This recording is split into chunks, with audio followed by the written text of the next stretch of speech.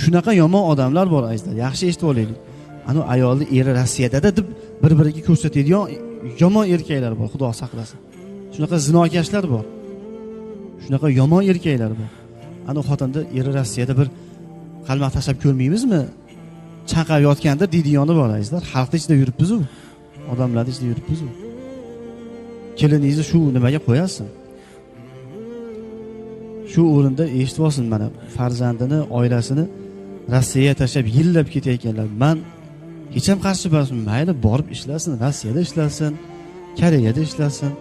Lekin erkak kishi, men iltimos qilib borardim, shuni ham 41 internetga qo'yish kerak. Bu bitta kim eshitadi o'sha yerda Rossiyada yurganlar eshitsin. Ayolini 4 oydan ortiq erkak kishi ayolidan g'oyib bo'lishi do'stbas shariatda. Eng maksimum, eng ko'pi 4 oy. Ko'ring, Rossiyaga boryapsizmi, 4 oyda qaytib kelasizmi, mayli tashlab keting ayolni.